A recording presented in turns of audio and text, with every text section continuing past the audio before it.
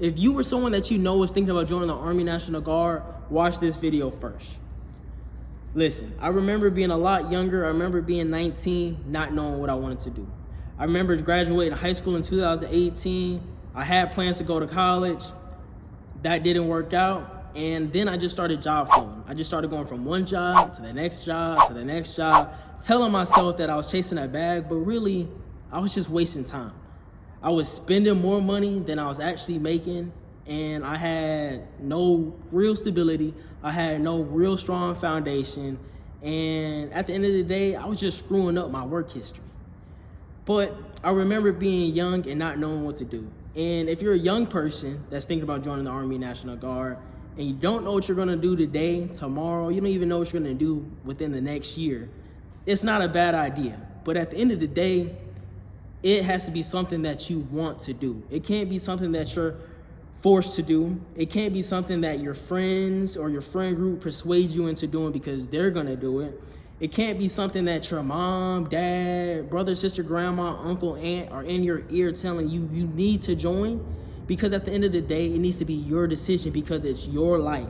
You're the one that's gonna have to go through with the next 4 years being a part of the military.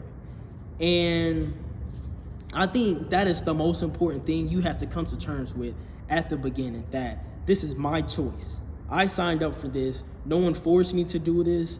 I wasn't persuaded by my friend group to join. This was my decision to sign the dotted line. Number 2, off rip. Once you make up in your mind that, hey, I'm thinking about joining, I'm serious about joining, you have to go and talk to a recruiter. And this goes for whatever branch you're thinking about joining, whether it be the Army National Guard, Big Army, it be Navy, Air Force, Space Force, Marines, Coast Guard. You have to go talk to a recruiter. And if you're not comfortable with going to talk to a recruiter by yourself, there's nothing wrong with that. It's all about what makes you comfortable, because you are about to commit to something that's bigger than yourself. You're about to commit to something that is going to change your life, whether it's for the good or for the bad. Hopefully it's not for the bad, but anything can happen. So if you're not comfortable going to talk to a recruiter by yourself, ask someone like a friend or a relative that's been in the military and ask them to go with you. Get on YouTube and look up the kind of questions that recruiters ask, look up other people's experiences and see what they have to say about it. Because at the end of the day, the recruiter is trying to get you a part of that organization by any means necessary. And I say by any means necessary because all recruiters don't tell the whole truth and nothing but the truth. Some recruiters lie. Some recruiters extend the truth a little bit or sugarcoat the truth. And, at the end of the day, they're just trying to make a sale. A recruiter, and no disrespect to any recruiter out there, some recruiters, they're good. There are good ones and there's bad ones. But going to talk to a recruiter can be an overwhelming experience. It could be an experience that you're not used to. They're gonna ask you personal questions. They're gonna ask you questions about your life, your family, health questions. They're gonna ask you the most obvious question is, why do you wanna join? If you're gonna say, I don't know, that's not a bad answer.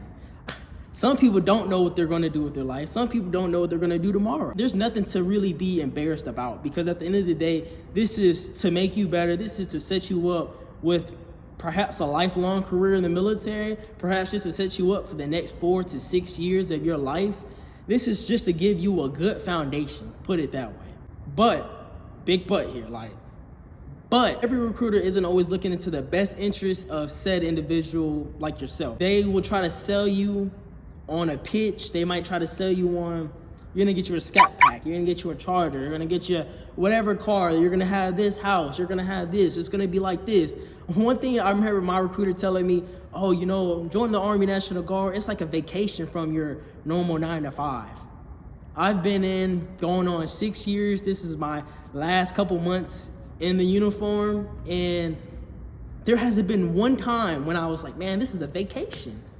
But that's my experience, and everyone's experience is going to be different. Maybe for my recruiter, her 9 to 5 might suck. Her 9 to 5 might not be all that in a box of Tex Mix, but it was definitely not a vacation for me. And going back to speaking to your recruiter, you take an ASVAB test, You get your scores. If you're not satisfied with those scores and you're not pressed for time to join right away, study up, retake your ASVAB, and then you get better scores so you can get a better job. Your ASVAB score determines what jobs you qualify for. You know, you might have just had a bad test day. You probably didn't study hard enough and you can get a better job. I got a very poor score, so it only qualified me for a handful of jobs. I could have retook my test, but I was kind of more so in the mode like, I got to get something going today. I don't care what it is. Maybe you got that same mindset, but if you have time and you're not being forced or you're not being stupid about it, retake the ASVAB, study up on it, retake the ASVAB, and get a better score. I really don't remember MEPS all that much. I remember going to swear in, and I remember, you know, really just trying to get my affairs in order before going off to basic. And I remember, you know, having to go through, you know, different lines and getting these weird tests done. And I say weird tests because I remember duck walking on this floor, like on this white floor, no shirt on, no socks on. All I had on was my underwear. And I remember I had to duck walk like with my hands on my head, duck walk like this. I could have swore it was something out my knee. Not 100% sure. So the whole MEPS experience, I just remember doing like a series of different tests. I remember taking a written test, but it kind of seemed like my whole MEPS experience was just collided in together because there were so many other people there. It wasn't just me. It's so many other people, so many other branches, and it's literally all over the place. That's how I remember my MEPS. It's just such a blur. Number 4, basic training. If you grew up somewhat physically fit, being into sports, running, the physical aspect of basic training shouldn't be a problem to you. Don't get me wrong, you're gonna be working out upwards 2, 3, 4, maybe even 5 times a day. You won't be going to the gym.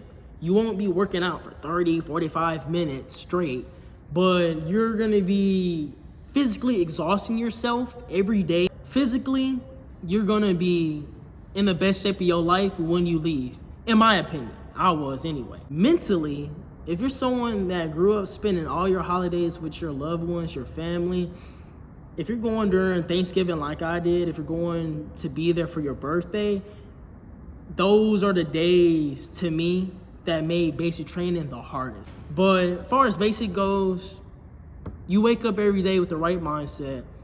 You wake up every day and you choose, this is the big part, you choose to have the right attitude and you put your best foot forward to conform to this system and put aside your feelings, you're gonna be okay.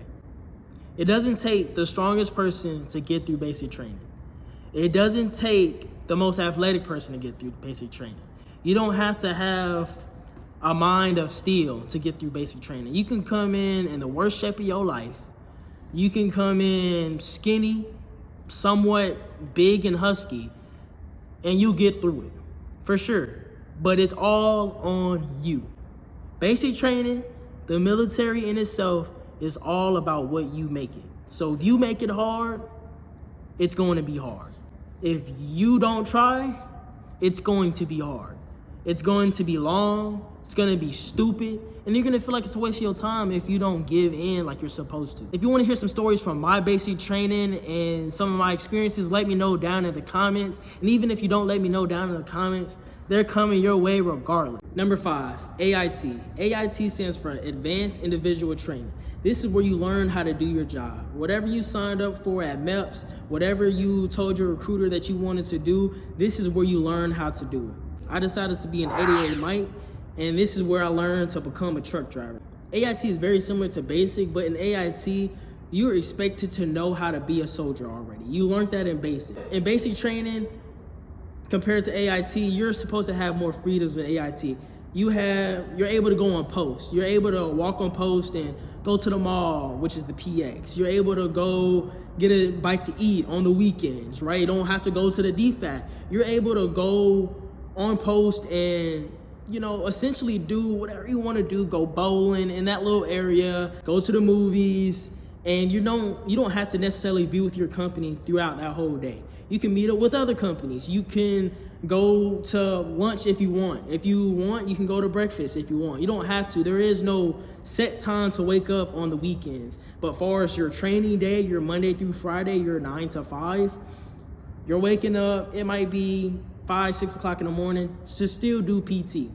After PT, you're going to learn your little job training with the rest of your company. Everyone at your company at AIT all have the same job that you have. In basic, everyone has a different job. There's 88 mics there's MPs, there's cooks, there's infantry, there's scuba divers, there's aviation. There's so many other little MOSs at basic training. Number 6, after you completed your basic training and your AIT and you graduated both with flying colors, you go back home to whatever you call home, whether that be Georgia, Kentucky, California, Wisconsin. You go back home and now you're attached to your unit. You learned how to become a soldier in basic, you learned your job in AIT, and now you're attached to your unit and you start doing big Army stuff. You start doing what you set out to do, what you signed up to do. And once you're finally attached to your unit, I can't stress this enough. The Army is what you make it. The military is what you make it. We all start at the same place. We all go talk to a recruiter. We all go through basic training. We all go to tech school. We all learn how to do our job, and we learn to become a soldier. But once you're attached to your unit, I can't stress this part enough. The Army, the military is what you make it. If you show up to drill on time, it should be good. You should be getting promotion points. You should move up. If you come late, if you don't pass your PT test, if you become a bad egg and you start spoiling your fellow soldiers, you become rotten, so to speak, you will not be getting promoted. You will always be getting disciplined. You will not be in good standing, should I say. Anyway, if you like what I had to say, give me a like, hit subscribe if you want to see more. And if you have any questions, comments, or concerns, let me know in the comments down below.